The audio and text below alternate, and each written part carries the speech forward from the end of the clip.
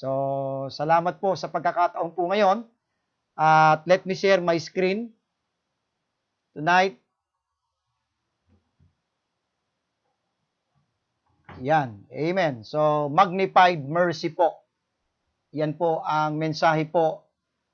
Since po nung kinausap ako ni Evangelist Rogie nung Monday, ay meron po ako talagang ipipreach sana tonight. No? Ang pamagat po ay under construction, yung title po. No?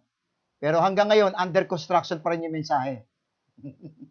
Bumagay po siya sa title, hindi ko siya natapos kanina, 5 o'clock na. Yung under construction. So, kaya mananatili siyang under construction pa rin hanggang ngayon. So, ito po, ina-preach ko na po sa aming church. Let's turn the Bible in Genesis chapter 19. Genesis chapter 19, magnified mercy. Ito po ay naging isang napakalaki pong pagpapala sa akin, itong mensaheng ito. At minsan, napakasarap din na tayo po ay makapakinig po. So, minsan tayo po ay sa ABPI, maging ako, nakapokus ako sa doctrine, sa right division, sa dispensation, yung contrast. Talagang kinakalkal ko yung banal na kasulatan, yung mga contrast, iniisa-isa ko. At it's good to sometimes na tayo po ay dadako sa mga talata ng Biblia at ano naman yung pwede nating makita na spiritual na application sa buhay natin ngayong gabi. Amen? Genesis chapter 19, verse number 19. Okay, are you there? Samahan niyo po kung buksan ang inyong mga Biblia sa Genesis 19:19. Ang buong context po, ito po ay tumutukoy sa buhay ni Lot. Itong verse 19, Behold now, thy servant hath found grace in thy sight, and thou hast magnified thy mercy. So, diyan ko po kinuha po yung mensahe, magnified mercy. Sabi po diyan ng Bible, and thou hast magnified thy mercy, which thou hast showed unto me in saving my life, and I cannot escape to the mountain, lest some evil take me, and I die. Let's pray po. Lord, muli maraming salamat, Panginoon, sa pagkakataong ito. Salamat, Panginoon, sa inyong mercy, sa inyong habag sa amin. At patuloy po na ini-extend ninyo yung inyong mercy and grace sa bawat araw ng aming buhay. Salamat po sa pagkakataong ito na nabigyan ako ng pribileyo na maging kabahagi po sa pagtitipon ngayon ng A People First Name Baptist Church. At salamat po na kahit po sa ganitong pagkakataon na kami po ay hindi po magkakasama pisikal, pero salamat po na gumagamit kayo ng mga kaparaanan upang ang aming paglilingkod ay magpatuloy. Upang ang pangangaral ng inyong salita ay patuloy na ito'y maipahayag at ang bawat mga anak ninyo ay ma-feed ng inyong mga salita at ito po ang magtumibay, magpatibay po sa amin, Panginoon. Maraming pong salamat. Ibinabalik namin ang lahat ng kapurihan sa tanging pangalan po ni Jesus. Amen at amen. So bago po tayo pumasok sa mensahe, basa lang po tayo ng ilang mga talata na nakalagay yung salitang mercy. Bagamat napakarami pong talata, pero pumili lang po ako ng ilang mga talata na napakagandang verse about mercy. Let's turn the Bible in Ephesians chapter 2. Ipitin niyo po yung Genesis 19 dahil nandyan po yung ating pagtatalakay po. Pagkatapos po nating basahin po itong mga verses of scriptures, mga portion of scriptures po about the word mercy. Ephesians chapter 2 verse number 4. Ephesians chapter 2 verse number 4. Maganda, basa muna po tayo ng mga talata na ando doon yung salitang mercy. Amen? Ephesians chapter 2 verse number 4. But God, who is rich in mercy. Amen. But God, who is rich in mercy, for His great love, herewith He loved us. Thank God for that mercy. Amen. Because of that mercy, sabi diyan, okay, for His great love, wherewith He loved us. Titus chapter 3, verse number 5. Titus chapter 3, verse number 5. Amen? Because of His mercy, tayo po ay na-save. Ang sabi sa Titus chapter 3, verse 5, not by works of righteousness, which we have done, but according to His mercy. Amen. Thank God for that mercy. But according to His mercy, He saved us by the washing of regeneration and renewing of the Holy Ghost. Let's turn to Psalm chapter 57. Psalm chapter 57.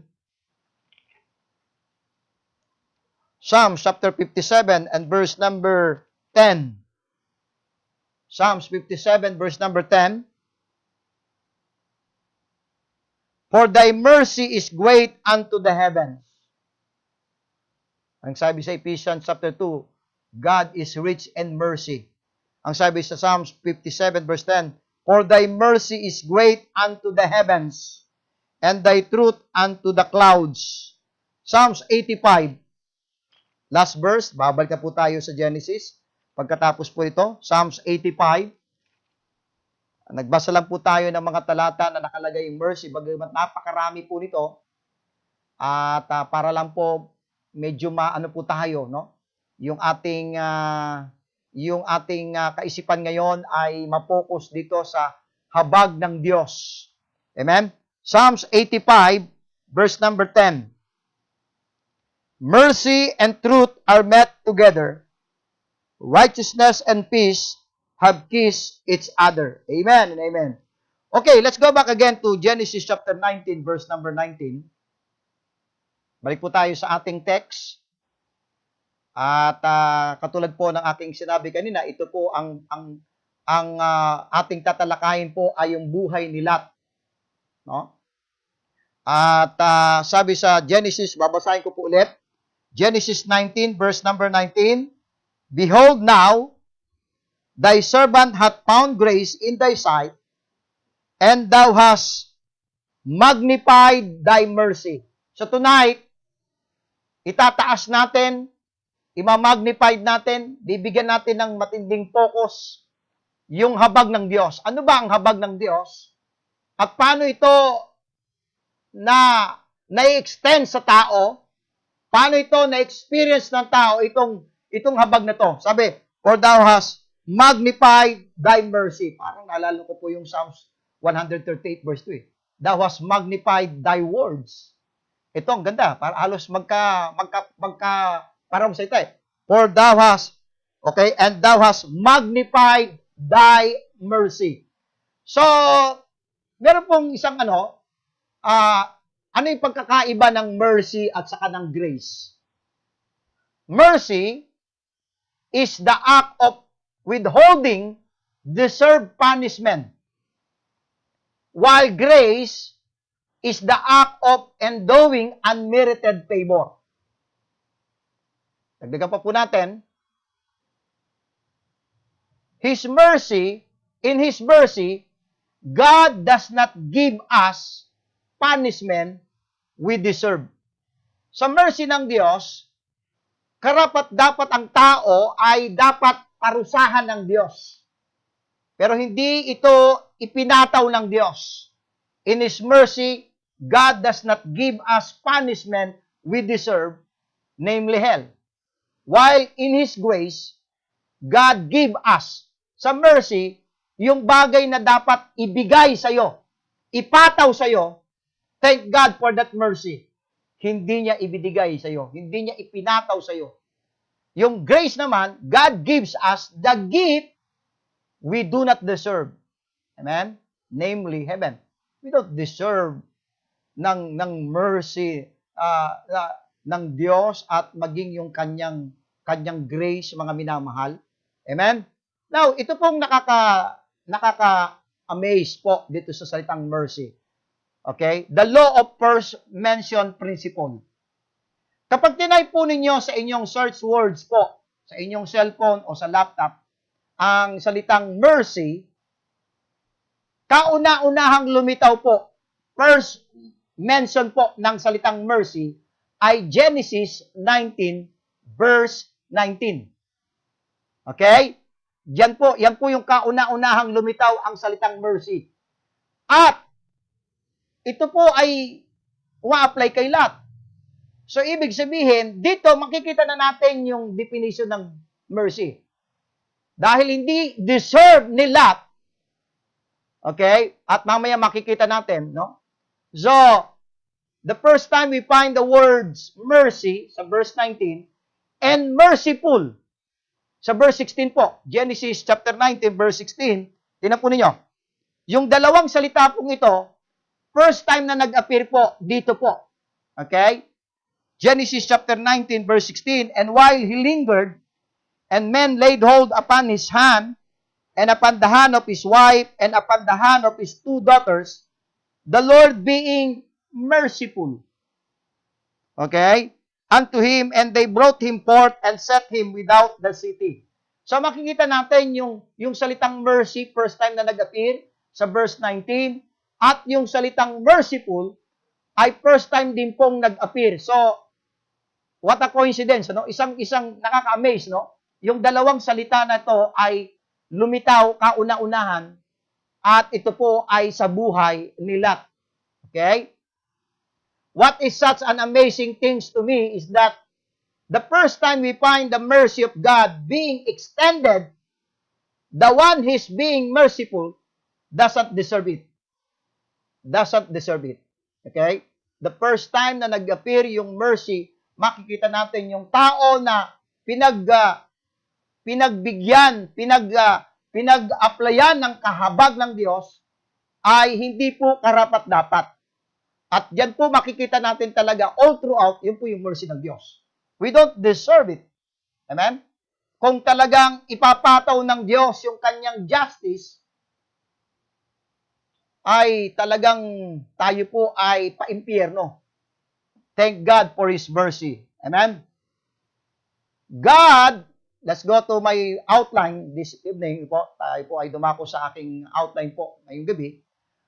Number one, God was merciful to Lot in spite of his foolish striving.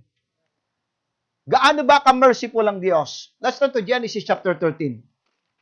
Dito po sa Genesis chapter 13, okay, God was merciful to Lot in spite of his foolish striving. Okay? Genesis chapter 13, verse 7 to 11. Babasahin ko po.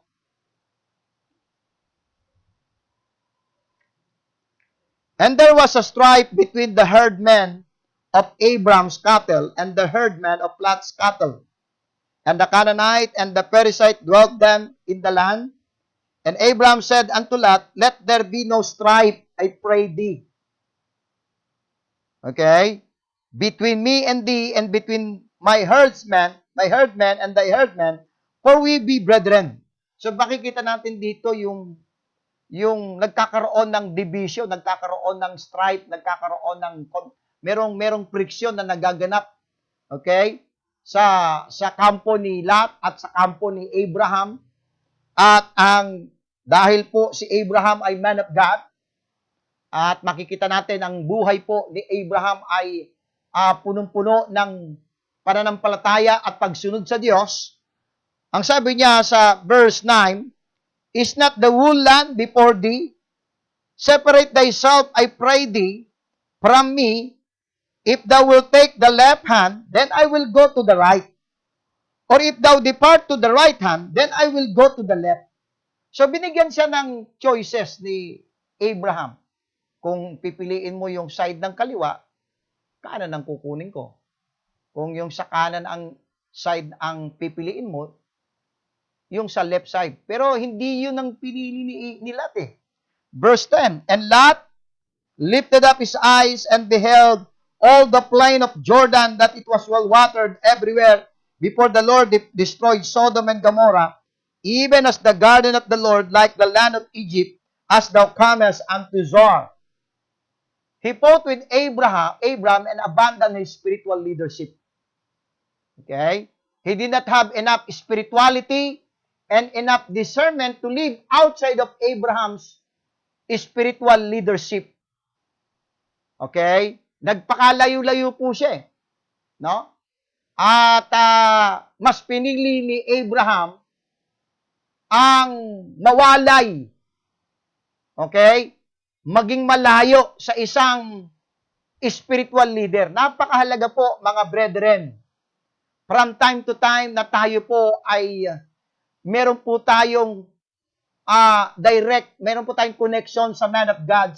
Meron po tayong direct palagi po kahit na tayo ngayon ay hindi po nagmi-meet physical. Thank God for this Zoom. Thank God sa Facebook. Thank God sa internet. Nagkakaroon tayo ng connection sapagkat napakahalaga na lagi po tayong nakakonect sa lingkod ng Diyos.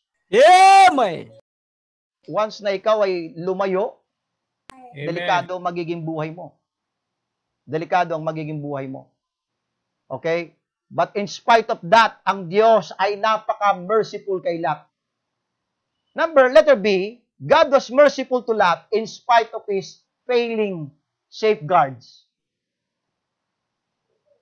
Talagang mahabagin pa rin ng Diyos kahit na si Lot ay hindi na po niya binabantayan yung supposed to be bilang ama sa ating spiritual republic, ang head. Ikaw ang protector. Ikaw ang nag-guard, ikaw ang nagbibigay ng dapat ng proteksyon sa iyong pamilya. But the problem is, tingnan natin sa chapter 14 verse 12. Chapter 14 verse 12.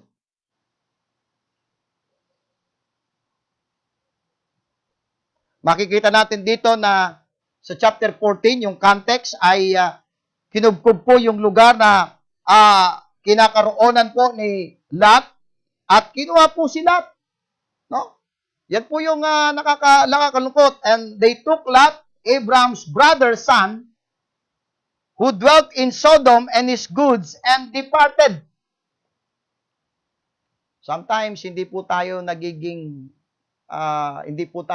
maingat sa ating mga desisyon, sa ating napakahalaga po yung lugar na kung saan ay I'm so thankful to God na yan po ang aming pong desire din po ng aming church na kung iloloob ng Panginoon someday na kami ay makabili ng lote dito, somewhere dito sa Bulacan at magkaroon ng community land. Yan po yung every now and then sa aming prayer meeting ay hindi po nawawala yung community land dahil ang hirap eh. Ang hirap talaga na ikaw ay nakapaligid sa mga unbelievers. Amen? He allowed himself and his entire family to fall into the enemy's hands. Okay?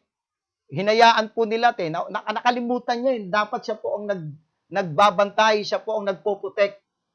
His carelessness, his lack of preparation, his lack of seriousness, let him and his family vulnerable. But in spite of that, kahit sa kanyang nagtitail po siya diyan sa kanyang pagiging head na siya po ang nagpo-protect, pero ang Diyos ay napaka-merciful po sa kanya. Letter C, God was merciful to Lot in spite of his filthy surroundings. In spite of his filthy surroundings. Genesis chapter 19. Dito po sa Genesis chapter 19, makikita natin na yung progreso ng unti-unti, actually yung pagbagsak ng isang mananampalataya hindi naman bigla yan eh. Dahan-dahan yan eh. Dahan-dahan po yan eh. Okay? At pagka tayo po ay nagkamali sa ating pagdesisyon sa buhay, nagkamali tayo ng lugar na kung saan doon natin dadali ng ating pamilya, nagkamali tayo ng ating pasya sa ating buhay, magiging delikado po yung ating family. Genesis chapter 1, Genesis 19, okay, ay makikita natin dito kung gaano ka-wicked, ka-filthy po, yung surrounding na kung saan ay doon nakatira sila Lot at ang kanyang pamilya. Okay? Verse, for the sake of time, ay babasahin ko na lang po. Verse 5. Dumating po yung dalawang angels po sa verse 1 at pinatuloy po ni Lot. Okay? Verse 4. But before, pinatuloy po niya at yung dalawang angels. And then verse 4, but before they lay down, the men of the city, even the men, I want you to note the word, the men of Sodom, compassed the house round, both old and young, all the people from every quarter. And they called unto Lot and said unto him, where are the men? Alam nilang lalaki yung bisita po ni Lot, no? Sabi niya, where are the men which came into thee this night? Bring them out unto us, that we may know them. Ito po yung sin ng Sodom and Gomorrah. Kabaklaan. Okay? At wickedness. Sabi ni Lot, and Lot went out at the door unto them. Verse 6. And Lot went out at the door unto them, and shut the door after him, and said, I pray you, brethren, do not so wickedly. Alam pala ni Lot kung gaano ka-wicked, kung gaano ka-rumi, yung surroundings na kanyang kung saan siya po ay nakatira at naka-stay. Ano po? He not only pitched his tent toward Sodom in 1312, but moved his family there. Unang-una wala pa siya sa loob Later on, nandun na siya sa loob mismo ng Sodom. Okay? Okay? It was a wicked, ungodly, filthy environment. 2 Peter chapter 2. Let's turn to 2 Peter. Ipitin niyo lang po Genesis 19 po, no? 2 Peter chapter 2, verse 7 and 8. 2 Peter chapter 2, ang ating pong mga Bible, verse 7 and 8. Sabi sa 2 Peter chapter 2, verse 7 and 8. And deliver just Lot, vexed. I want you to note the word vexed. Vexed with filthy conversation of the wicked. For that righteous man dwelling among them, in seeing and hearing, vex his righteous soul from day to day with their unlawful deeds. Imagine mo, napakahirap na yun. Nandun ka sa isang city na napaka-wicked, araw-araw ang nakikita mo. Ano ang magiging epekto no sa mga anak mo? Ano ang magiging epekto nito sa pamilya mo? Maging sa'yo mismo na ikaw na mananampalataya. Okay? Yan po yung nakakaano. But that was not enough. He stayed. He raised his kids there. He let his family grow up in that place. Hinayaan niya na doon tumira, doon yun ang makita ng kanyang pamilya. Okay? But thank God, ang Diyos po ay napaka-merciful kay Lot. In spite of his foolish striving, in spite of his failing safeguards, in spite of his filthy surroundings, yet God was merciful. Amen? Yet God was Amen. merciful. Sa verse 16, first time nga na nag-appear in spite doon sa kanyang kamangmangan, kanyang walang discernment, walang wisdom, hindi na niya binantayan, hindi niya na pinrotektahan, hindi niya na inisip ang kalagayan ng kanyang pamilya, hindi niya na inisip kung gaano ka-filthy yung surrounding na yon. Kaya alam niyo po ba, kapag ka po ako po ay Di ba, minsan pag tayo po ay nag-ABPI, o nagka-camp, family camp, diyan po sa encampment po diyan, may camp. Pagkatapos, susunod po ay ABPI. So, halos 2 linggo ko diyan sa Lipa. Alam niyo ba, pagka po ako ay lalabas na ng Lipa, pagkatapos, papasok na ako ng Batasan, makikita ko yung mga bata, nagkalat sa kalye, maririnig mo yung mga rock music, yung mga makikita mo. Parang ayoko nang umalis ng Lipa eh. Parang ayoko nang pumasok ng Batasan eh. Every time na nagagaling ako Lipa, tapos uuwi ako ng Batasan, parang ayoko nang pumasok sa Batasan. In spite of that, God was merciful. Amen? Now, tapos na po yung introduction ko. Amen? Ito na po yung mensahe ko. Napakahaba na introduction ko. No? Amen. God's mercy has been magnified to you if He has blessed you with, number 1, people that are praying for you. Ang mercy ng Diyos ay namamagnified, nabibigyan ng focus, nabibigyan ng halaga. Okay? God's mercy has been magnified to you if He has blessed you with people that are praying for you. Let's go back to Genesis chapter 18. Chapter 18, verse 22 to 33. Praise God. Kapag may nananalangin sa'yo, namamagnified po yung mercy ng Diyos. Amen. Genesis chapter 18. Tingnan po ninyo. Genesis chapter 18 verse 22 to 22 po. Makikita natin dito sa verse 22, ito po yung si Abraham sa Diyos, nakipag-bargaining po siya sa Diyos, sabi sa verse 22, and the men turned their faces from thence and went toward Sodom, but Abraham stood yet before the Lord, and Abraham drew near and said, wilt thou also destroy the righteous with the wicked? Peradventure, there be 50 righteous within the city. Wilt thou also destroy and not spare the place for 50 righteous that are therein? That be far from thee to do after this manner, to slay the righteous with the wicked, and that the righteous should be as the wicked. That be far from thee. Shall not the judge of all the earth do right? And the Lord said, if I find in Sodom 50 righteous within the city, then I will spare all the place for their sakes. And Abraham answered and said, behold, now I have taken upon me to speak unto the Lord, which am but dust and ashes.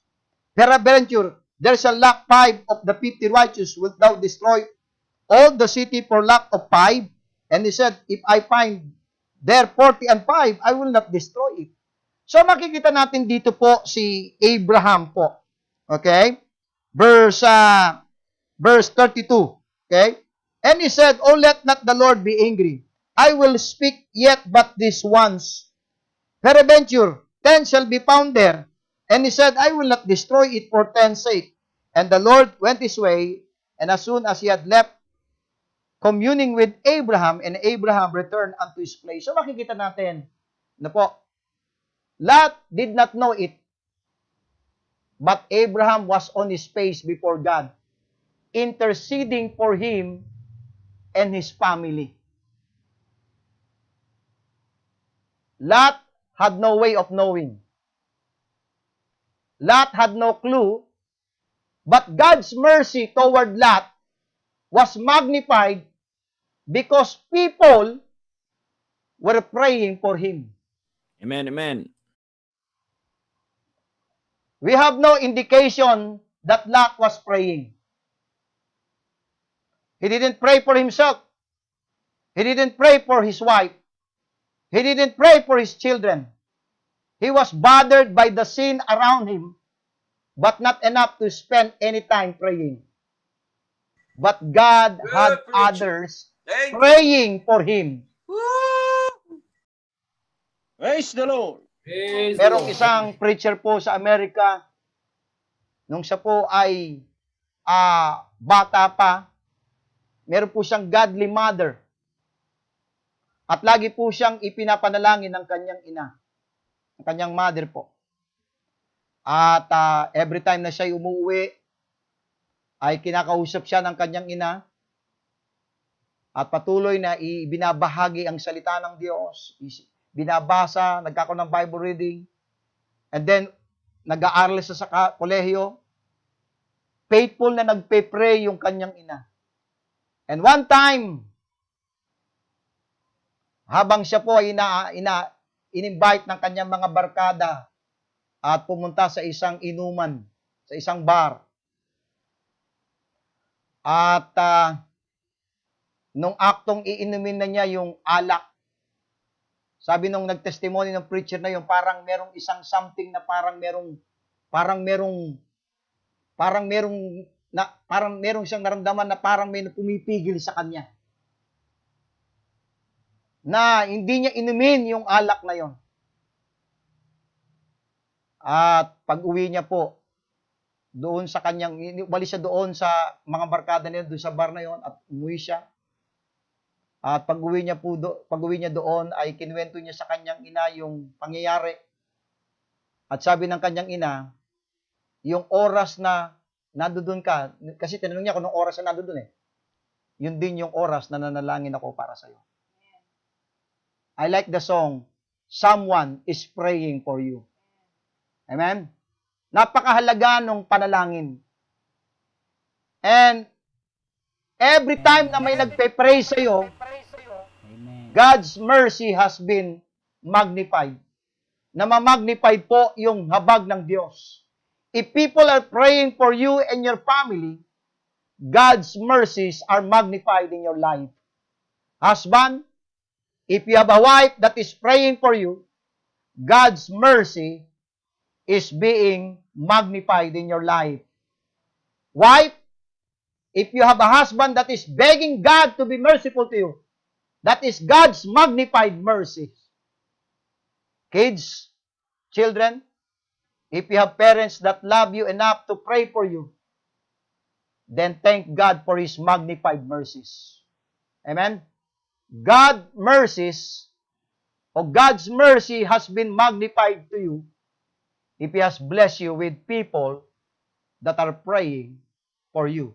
Number 2, God's mercy has been magnified to you if He has blessed you with people that are protecting you. Amen? That are protecting you. Let's turn to Genesis chapter 19. Uli, yung ating verse. Kapag ka po meron pong taong may care, meron po siyang malasakit. Napakahalaga po yun Yung merong nagmamalasakit, yung merong nagre-remind sa'yo. Yung merong tumatapik sa balikat mo, Brad. Diba? Kumusta ka na? Ano na ang nangyayari sa'yo? People that are protecting you. Genesis chapter 19, verse 12. And the man said unto Lot, Hast thou here any besides son-in-law, and thy sons, and thy daughters, and whatsoever thou hast in the city, bring them out of this place. For we will destroy this place, because the cry of them is waxen great before the face of the Lord, and the Lord hath sent us to destroy it. Imagine mo, kung tutuusin, dapat kasama na sila doon kasi kasama na sila sa wickedness na wala Okay? Sa istorya po, wala kang makikita na isang magandang patotoo sa buhay nila. And yet, pinagmalasakitan pa sila nung angel na to. Okay? So why did God send these angels down in chapter 19 verse 1 to warn them? It is very clear. God was magnifying His mercy toward Lot and his family. God didn't have to send them. It was Lot's fault that they were there in the first place. Actually, wala namang obligasyon ng Diyos para sila ay alisin doon at bigyan ng warning. Dahil in the first place, siya naman na may kasalanan kung bakit siya nandoon. Tama po ba? Hindi naman siya pinayuhan ni Abraham na doon siya tumira. Wala namang nagpumilit sa kanya, wala namang nag-advise sa kanya na para doon siya tumira, kundi sarili niya. At makikita natin dito na magnified yung mercy ng Diyos. God was under no obligation to warn Lot and his family of the coming judgment. According to verse 12 and 13, it was the two angels sent in verse 1 that were the ones sent to destroy the cities. Ang misyon ng dalawang angels na to is to destroy the cities. Tama ba? Wala silang misyon para ialis si Lot at yung kanyang pamilya. Kaya makikita natin dito kung paanong na-magnified yung mercy ng Diyos. Amen? God's mercy has been magnified to you if He has blessed you with people that are protecting you. Yet even after witnessing the deplorable actions of Lot in verse 8, they still tried to protect him. Okay? Don't tell me that God's mercy was not magnified toward Lot that day. Lamentation chapter 3. Lamentation chapter 3. Ito, apply to kay Lot eh. Amen? At maging sa atin, mga minamahal. Amen? Bagamat familiar po itong verse na to, pero maganda rin po, ay buksan pa rin po natin. Amen? Lamentation chapter 3. And verse number 23. O, 3:22, I'm sorry. 3:22, napaka-ikling verse lang, pero pambira, napaka-amazing ng Diyos. Yung kanyang amazing grace. Ang sabi sa verse 22, it is of the Lord's mercies that we are not consumed. Thank God for His mercies. Thank God for that mercy. Amen? Na ma-magnified yung mercy kapag may mga taong ginagamit ang Diyos para ikaw ay protektahan, na ma-magnified yung mercy ng Diyos na i-spare ang buhay mo dahil may ginagamit ang Diyos para hindi ka mapahamak. Amen? God has magnified His mercies to you if He's put people in your life that are trying to get you to protect what God has blessed with. Okay? Kaya nga kapag may mga children, makinig po kayo mga children. Thank God na binigyan kayo ng mga godly parents. At sila ay nandiyan sa buhay ninyo to protect you. Ma-spare ang buhay ninyo. Dahil sa labas, sa sanglibutan, it's so sad. Napapariwara ang buhay ng mga kabataan. Napapariwara ang buhay ng mga kabataan at nawawalan sila ng magandang kinabukasan sa kanilang buhay. Kahit kapag may mga taong nagmamalasakit sa atin, pag may mga taong nag-i-encourage sa atin, pag may brethren na nagtatapik sa atin ng balikat, Brad, medyo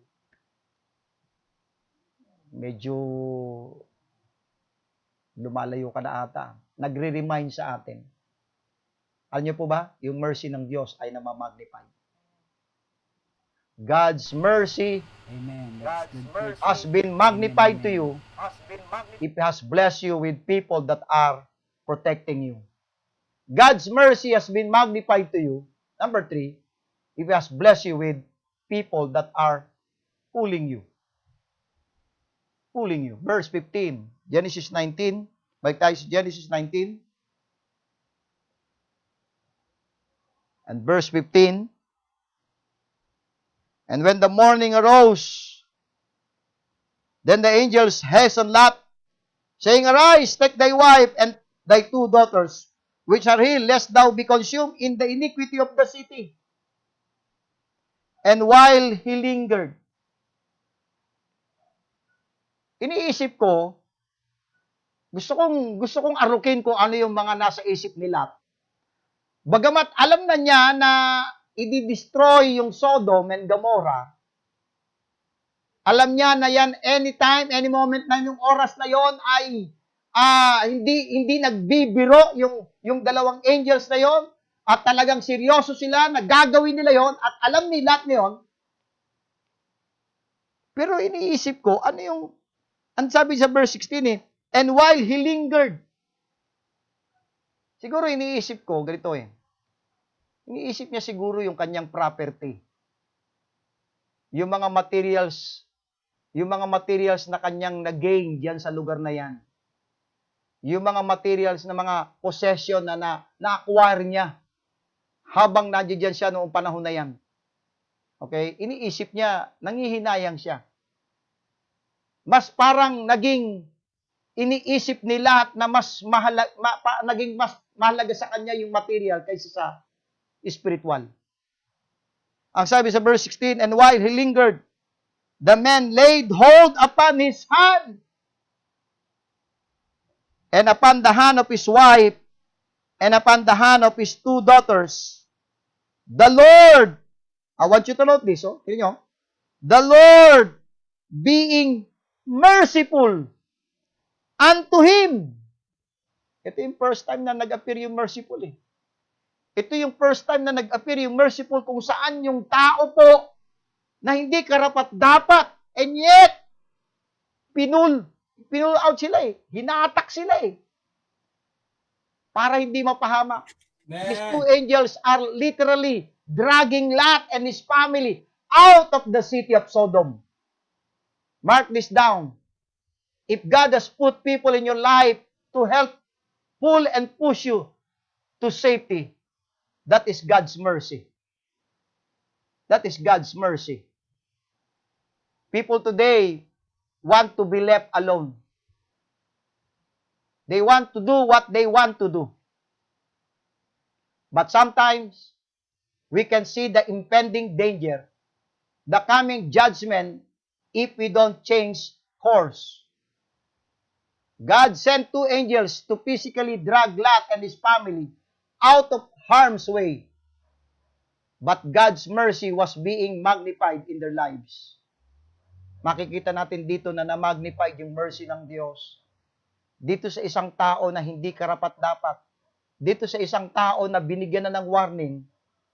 And yet, sa verse 16, nagpapatumpik-tumpik pa siya Parang nagdadalawang isip pa ba siya Okay? Yan yung nakakalungkot Lot and his family were recipients of God's magnified mercy. Did Lot deserve it? No. Hindi po nila deserve yung mercy ng Diyos. Did his wife deserve it? No. Did his 2 daughters deserve it? No. We know from Genesis 19:27 to 29, that God only showed mercy to Lot because God remembered the prayers of Abraham. Basahin po natin yon. Chapter 19, verse 27. Verse 27 and 29, hanggang 29. Okay? And Abraham got up early in the morning to the place where he stood before the Lord, and he looked toward Sodom and Gomorrah and toward all the land of the plain, and beheld, and lo, the smoke of the country went up as the smoke of a furnace. And it came to pass when God destroyed the cities of the plain that God remembered Abraham and sent Lot out of the midst of the overthrow when he overthrew through the cities in the which Lot dwelt. Amen, amen. Bihira. Sometimes, mga minamahal, alam nyo, dyan mahalaga yung men of God Sometimes, nai-spare yung buhay mo. Dahil merong isang lingkod ng Diyos na inilalapit ka, iniiyak ka sa harapan ng Panginoon. Sometimes, may mga miyembro sa church na napakatigas ng ulo. Merong rebellious spirit. And yet, in spite of that, yung man of God ay patuloy na nagpe-pray sa'yo, patuloy na in-encourage ka, patuloy na pinipid ka ng Word of God. At habang nangyayari yung mga kapatid, na ma-magnify yung mercy ng Diyos. God's mercy has been magnified to you. It has blessed you with people that are praying for you, people that are protecting you, people that are pulling you. At some point, God's mercies that had been magnified so many times will end. God will not keep sending people to persuade and protect and pull and push you. Sa palaging panahon, palagi na lang. If you insist on living your own life, God will let you have your own way. But mark this down, mga kapatid. You can say God wasn't merciful. Lot went on after being spurred by these two angels to argue with them, to debate them. He ultimately lost everything. He lost his wife in verse 26. He fathered 2 grandchildren by his 2 daughters. In verse 30 to 38, he became a drunkard. He was a recipient of God's magnified mercies. The problem is, and squandered it. Hindi niya pinahalagahan yung mercy ng Diyos na yun, yung habag ng Diyos sa kanya. What about you, mga kapatid? What will you do with God's magnified mercies in your life? Thank God, because of His mercy, tayo po ay nasave.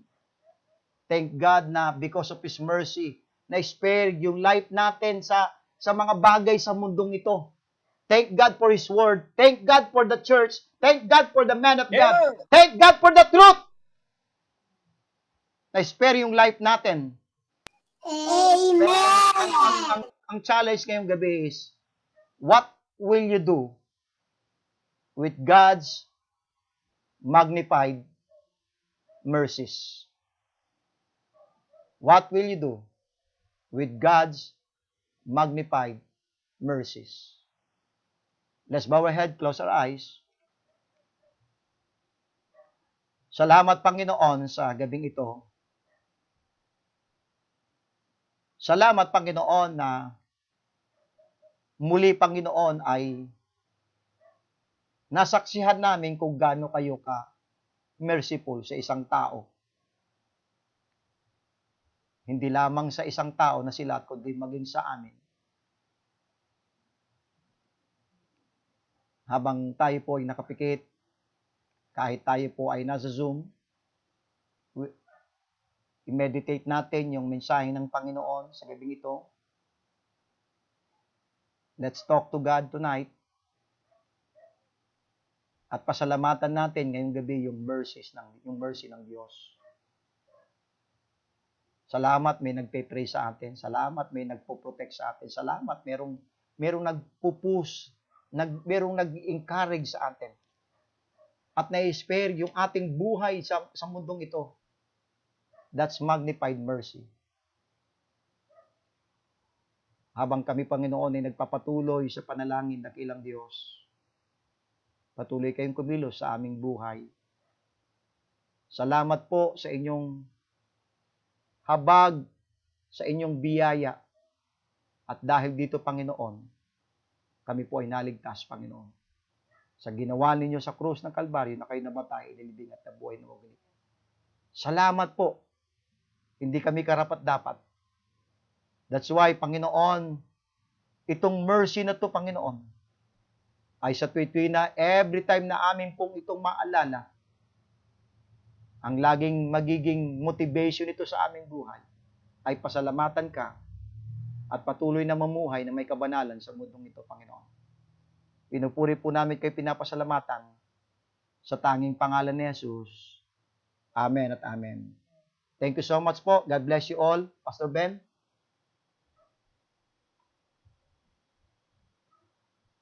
Amen, amen.